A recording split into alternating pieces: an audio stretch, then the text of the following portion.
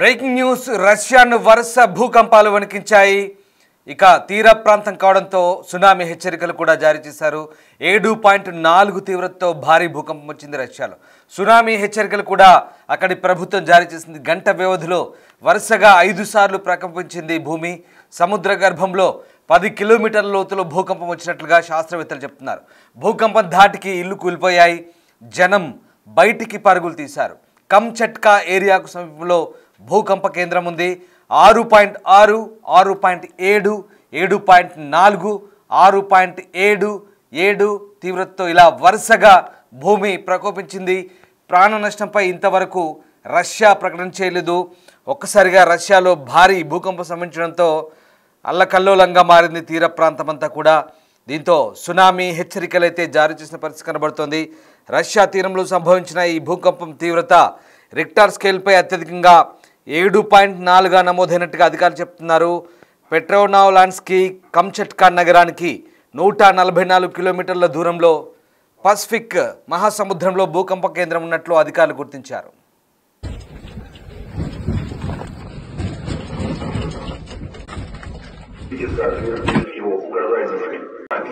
Возникла непосредственная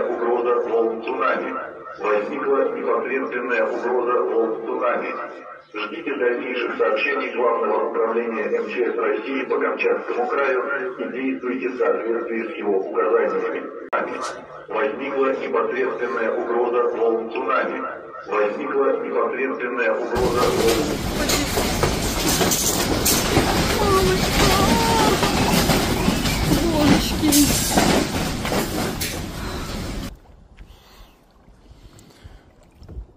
Это землетрясение раскачало вот так.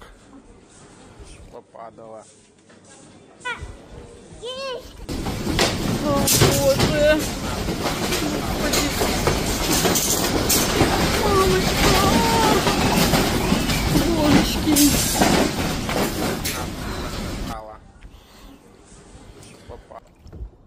Это землетрясение раскачало вот так.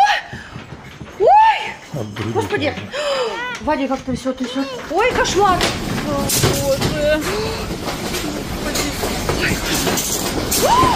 Ой, мама моя дорогая! Ой! Господи! Вадик, как трясет. Ой, кошмар! Это землетрясение раскачало вот так. Кошмар! Ой, мама моя дорогая! Ой! Господи! Вадик, как трясет. Ой, кошмар!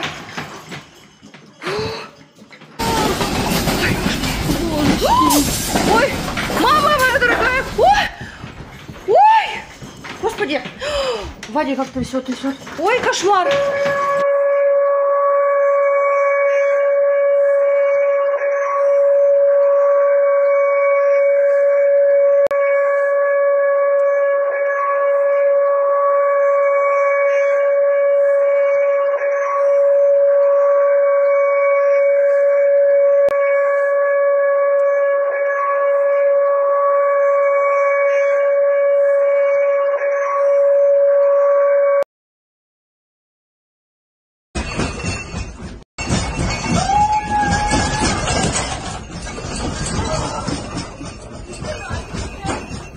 సరిగ్గా ఉదయం 11:58 నుంచి అలాగే 12:56 వరకు మొత్తం 10 భూకంపాలు సంభవించాయి.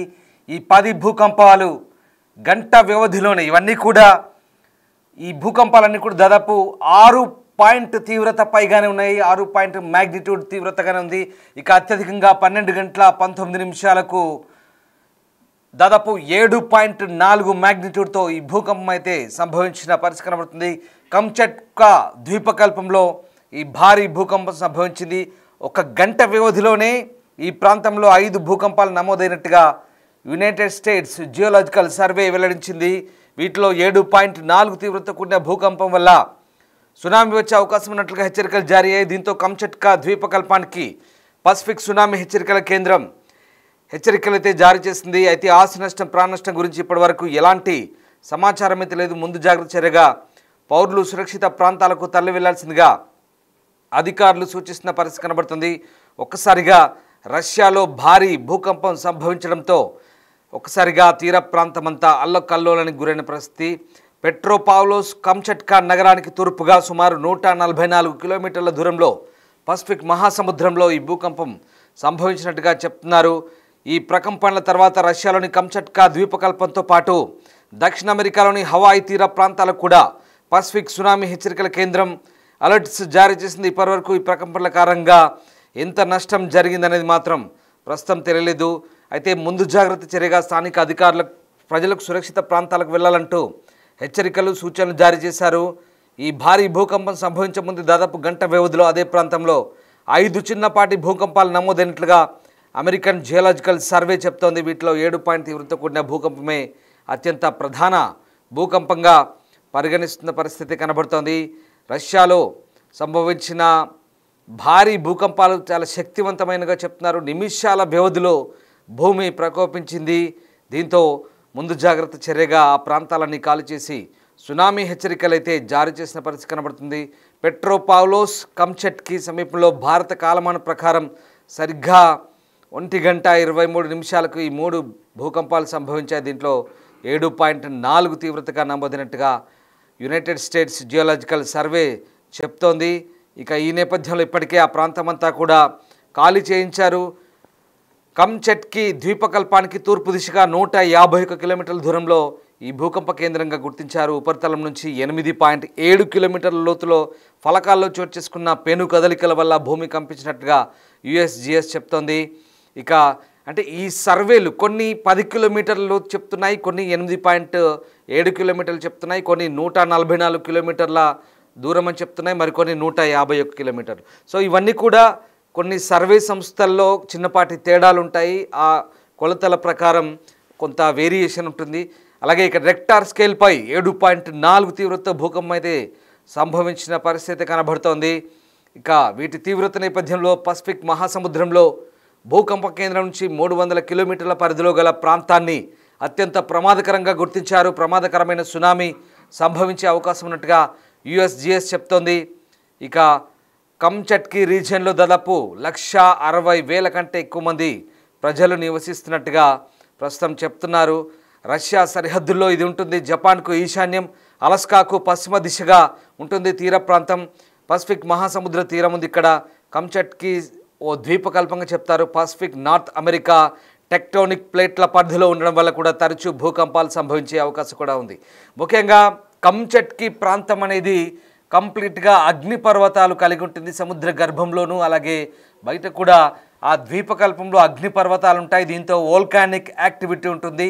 అగ్నిపర్వతాల బద్దలవ్వడము, అలాగే అక్కడ అమెరికన్ టెక్టోనిక్ ప్లేట్స్ అలాగే పసిఫిక్ టెక్టోనిక్ ప్లేట్స్, ఈ 2 టెక్టోనిక్ ప్లేట్స్ల కదలిక వల్ల భూ అంతర్భాగంలో లేదా సముద్ర అంతర్భాగంలో జరిగే ఆ పొరల సర్దుబాటు లేదా ప్లేట్స్ అడ్జస్ట్మెంట్స్ వల్ల ఈ భారీ భూకంపాలు సంభవిస్తూ ఉంటాయి తరచుగా.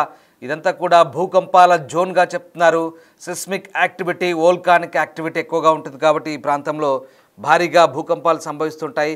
1900 సంవత్సరం నుంచి ఈ ప్రాంతంలో 8.3 లేదా అంతకంటే ఎక్కువ తీవ్రత కల 7 ప్రధాన భూకంపాలు సంభవించినట్టుగా చెప్తున్నారు. భూకంపాలకు హాట్ జోన్గా పరిగణిస్తుంటారు ఈ ప్రాంతాన్ని.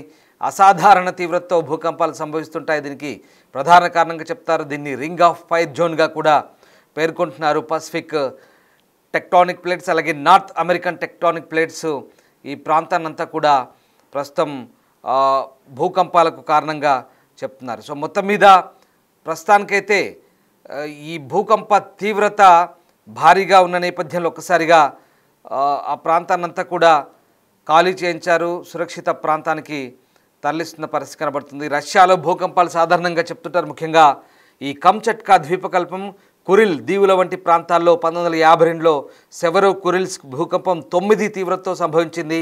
సునామీకి దారితీసింది. 2021లో రష్యాకు 300 కిలోమీటర్ల పరిధిలో 320 భూకంపాలు సంభవించాయి. వాటిలో అత్యంత శక్తిమైనది ఈ 6.7 తీవ్రత. ఒకసారి ఆ భూకంప తీవ్రతకు ప్రజలు ఎలా తలడిల్లారో, వాటి శబ్దాలు ఎలా ఉన్నాయో ఒకసారి చూద్దాం.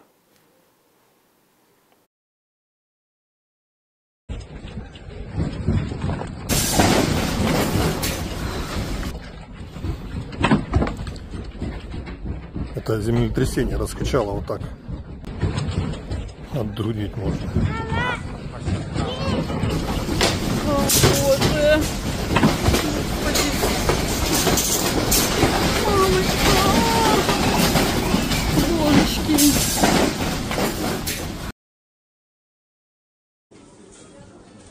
Ну, Шамсе знатно пошатала, попадала. Шамсе знатно пошатала, попадала.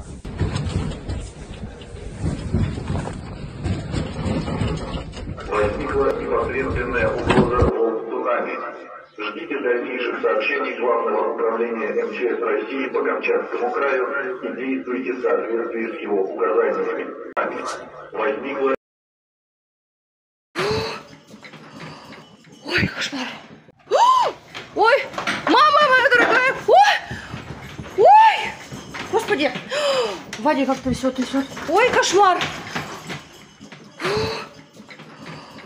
Ой, кошмар. రష్యాలో భూకంపాలు సాధారణంగా చెప్తున్నారు. ముఖ్యంగా కంచట్కా ద్వీపకల్పంలో కురిల్ దీవుల ప్రాంతంలో చాలా భారీ భూకంపాలు సంభవిస్తుంటాయి.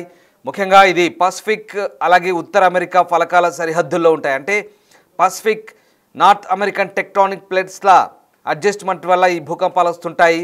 ఇక అగ్నిపర్వత కార్యకలాపాలు కంచట్కా ద్వీపకల్పం ప్రాంతంలో కూడా ప్రసిద్ధి చెందాయి. దీంతో భూకంపాలు వస్తుంటాయి. దాంతోపాటు సైబీరియాలో ఎక్కువ భాగం శాశ్వత మంచుతో కప్పబడి ఉంటుంది.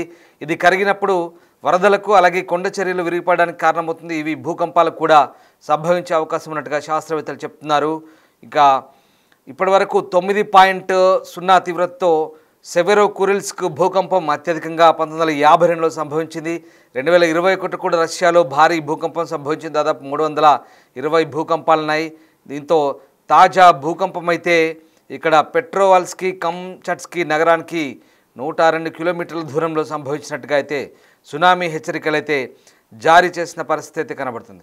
ముఖ్యంగా ఇవాళ ఇటు రష్యాతో పాటు ఉత్తర ఇరాన్లో 5.6 తీవ్రత భూకంపం సంభవించింది. తజికిస్తాన్లో కూడా మధ్యాహ్నం 1 గంటకు 4.0 తీవ్రత భూకంపం సంభవించినట్టుగా యూరోపియన్ మెడిటరేనియన్ అంటే యూరోపియన్ మధ్యధర సముద్రపు భూకంప కేంద్రం EMSC చెప్తోంది.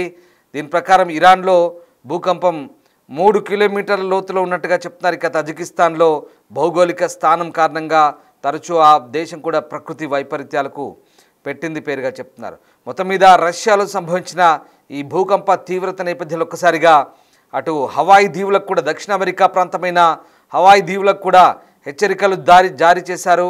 ఎందుకంటే అది కూడా పసిఫిక్ తీర ప్రాంతంలో ఉంటుంది కాబట్టి అక్కడ కూడా సునామీ హెచ్చరికలు జారీ చేసిన పరిస్థితి కనబడుతోంది.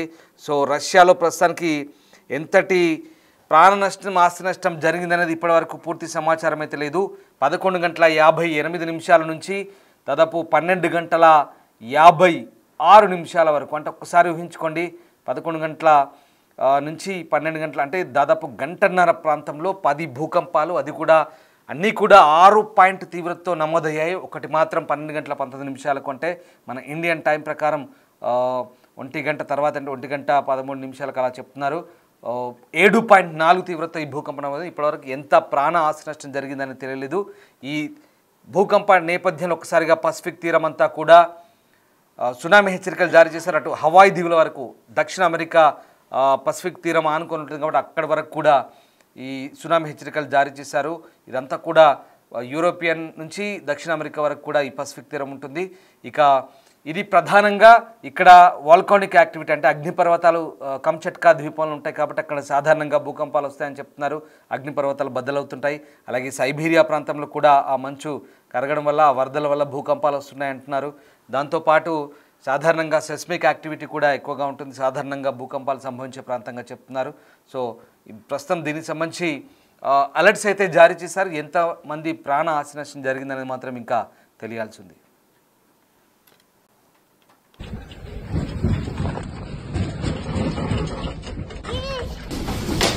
Боже. Господи. Мамочка. Попадала. Ой, мама моя дорогая. Ой, ой. Господи. Вадик как трясет. Ой, кошмар.